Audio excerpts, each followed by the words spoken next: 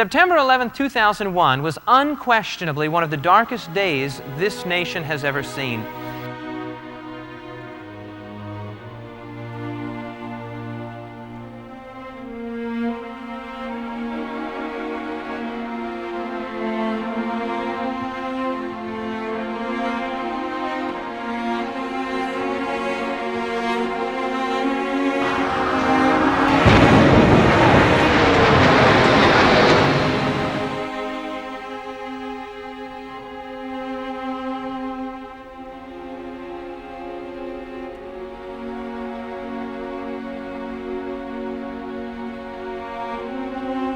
You knew that there was problems when even the news commentators and the news analysts and the anchormen and the anchorwomen, even they were groping for words. They were at a loss for words.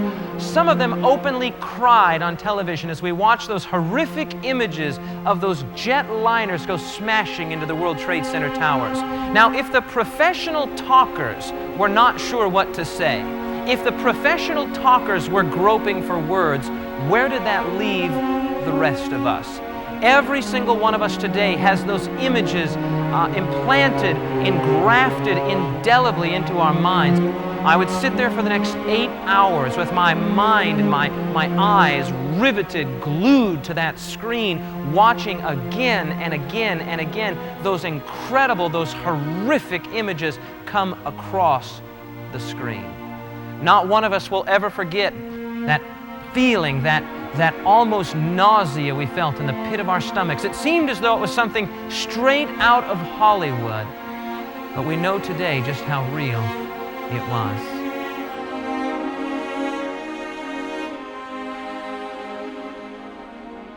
When it finally settled into my mind and to your mind that this was real and that it was happening, we began to wonder, could this be the beginning of the end?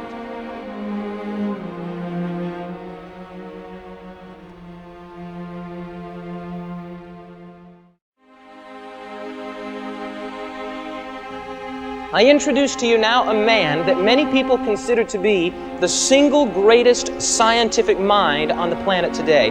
Dr. Stephen Hawking is an astrophysicist. He currently holds the Sir Isaac Newton Chair of Mathematics. Many people have referred to Dr. Hawking as Einstein's successor. He said something that to me is utterly shocking and utterly ludicrous. I want to share it with you. I fear that since the evolutionary process has worked through the dialectic of determinism and aggression, our long-term survival and any hope for our species is in question. But Dr. Hawking has a solution. And his solution is to develop personal rocketry so that you, ma'am, might go to Venus, and you, sir, might go to Mars, and you, ma'am, might go to Pluto, and we will fly away to our various celestial homes in which we will no longer have to worry about destroying one another all at the same time.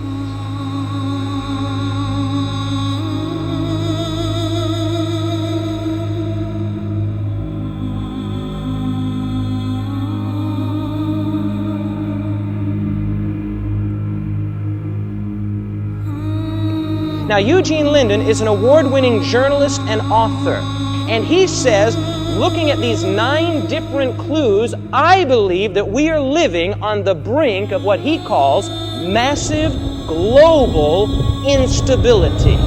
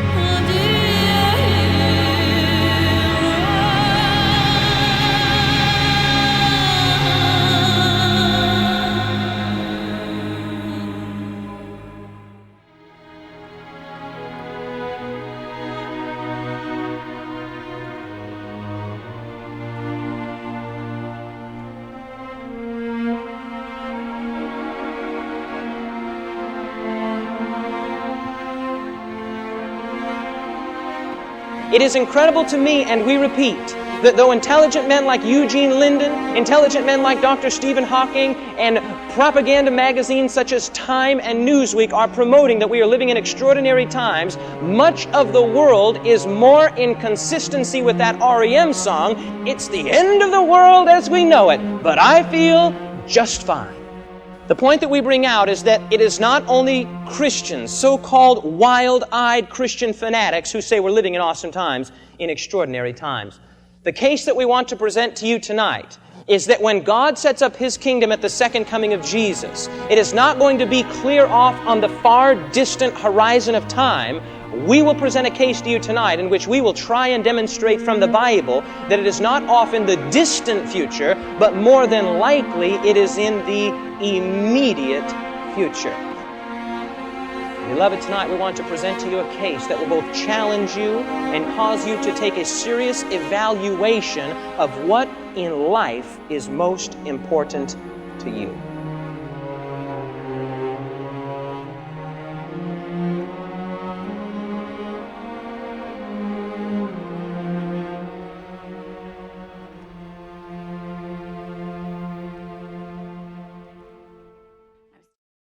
Some people wonder if this is all there is, that life is just one big episode of difficulty and pain after another. But this is not the picture that God intended us to have. And it's not the picture painted by the Bible.